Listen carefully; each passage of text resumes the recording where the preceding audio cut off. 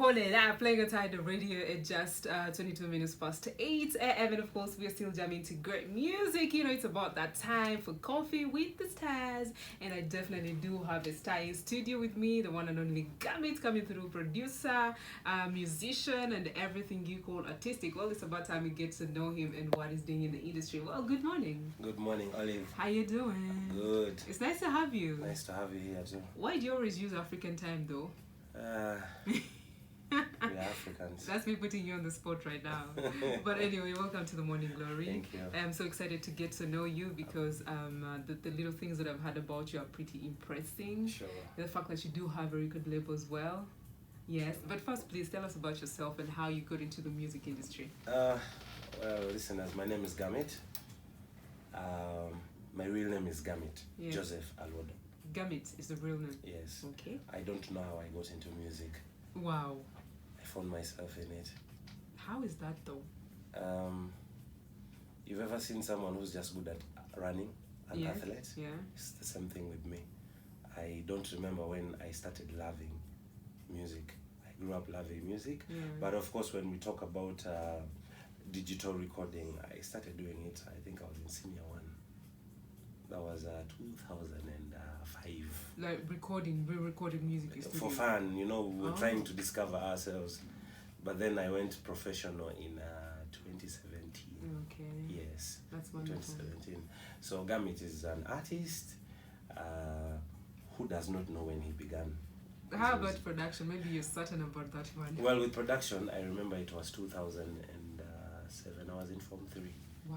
That's when I started learning it. And then I went commercial around 2013. So all these years I was practicing, making music, of course, for people. But then I hadn't yet reached that point where I'm like, yeah, I can release good music. When you say you started learning, what exactly do you mean? Did you go to like somebody's studio? No. And, yeah. Well, not really going to someone's studio. You know, Yeah. we used to move to different studios, see how guys are doing their stuff, Yeah. go back to your school lab, the computer lab, install the software, start practicing. By the end of I think my Form 3, I was able to make beats for people. Wow. So I considered myself a producer, a junior producer. Which people were you making beats for in Bombay? Different people, but most of them were from my home district, and then some were Kenyans. Oh, wait, that wasn't in Kampala? No, that was was not before you I came came to Kampala in 2009. Oh. But by then, I was already making beats for people, like, you know, I wasn't recording, I Yeah. didn't have a studio. Yeah. So I used to make the music, Yeah. make the beats for guys, they go, they record, they mention my name, obviously. Actually, my very first serious song, I think I was in Form 5, Okay. my personal serious song. Yeah. I was in Form 5, I did it shot for it even a video, it was a hip-hop song. Wow. I used to be a rapper. Okay. Yeah. So, I think that is it with music. I've just been in it. But for the production bit of Yeah. it, I remember. You remember? But for because- singing, I started singing when I was a kid. Okay. Yeah. But between music and production, which one do you prefer? I love both. Like Love both. deeply, if you're asked to choose one, you would definitely choose one, wouldn't you? I love singing most of the time. Okay. But in this generation, you need the money. Yeah. So I choose to go with production more. Oh, so production does bring in more money. It's where the money comes in, you know. Okay. That's how I'm able to shoot the videos, pay my bills. Yeah. So definitely anyone in their sober mind Yeah. would prefer to do the one that makes the money. Okay, so take us through the journey, yeah? So you come from the village, yeah, home, and come to Kampala to make beats. I didn't come to Kampala to make beats, I came to study. You came to study and then Yes. continue to make beats. Yes. What was the first biggest project that, you know, ushered you into the industry? Because yes, I've seen you made beats for some artists that are, you know, top on the charts, yeah? But like that first artist that made you feel like, okay, this is a business. If I really remember, there is a guy called Bana. Yeah. He's a gospel artist. Okay. I made for him a track. It's called I'm a Christian. And then Ruyonga asked for a remix. Oh. I think that was the time I realized I could make it Okay. as a producer. Because, you know, being a producer, I used to make my own music, of course. I had good songs, very good songs. You can make good songs for yourself, but for other people, it takes, Really? yes, Okay. it takes time. Because you first understand yourself before you understand others. Anybody else? So the very first big project that I made, I think was I'm a Christian, I'm a Christian, I'm a Christian. So Rionga asked for a remix. Yeah. And I think it was my breakthrough. I'm like, yeah, I think I'm good at this now. Wow. So ever since then, who have you worked with? I've worked with several people. Olo, there's this song called Tidle that has the Navios on it. Oh yeah, MC Olo. Yes, MC Olo. Flex the Paper, Fefe. There's this guy, what is his name? Santana. Yes, I've done a lot of songs with Santana. I've worked with so many people. Yeah. And then as a producer, there are projects that we work on and it is confidential. Like another producer gives you the work to touch. Yeah. A lot of songs that are big, but I can't mention them because that I would be breaking the rule of confidentiality. Even when they're already out? Even if they are out. Wow. Trust me. But I see you lean more into the hip hop. Do you produce more for hip hop than the other? Now I produce all. I produce all kinds of music. But the artists you mentioned are all, straight in up to hip hop. Yes, I have a very good finger for hip hop. Okay. I have a very good finger for hip hop. But not lately, I am generally good with everything. Okay. But being in Kampala, I think I leaned so much back where there are hip hoppers. Guys like Kano. And when it comes to like the gospel industry, I really had a big hand. I've worked with so many people. The likes of Mal X. I don't know if you know them, the likes of Mal X, but of course with the secular side, I haven't really worked with too many people.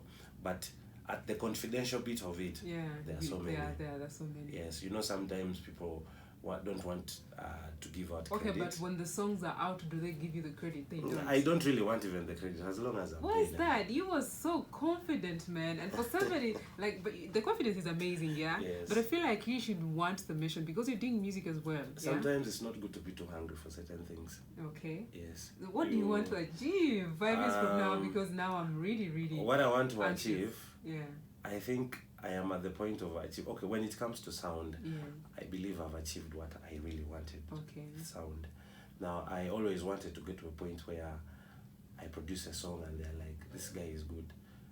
Where I don't want lights. Yeah. Well, producer Gamit is the one who made this. There are several people who approach me and tell me, man, I did a song for so and so, but my client is not satisfied. Okay. And then they look up to me, they're like, kindly help me and retouch it. So I sit down, work on the project, but then my agreement with them is, please let it be between. Wow. Okay. That's unusual. No, I am very comfortable with it. Okay.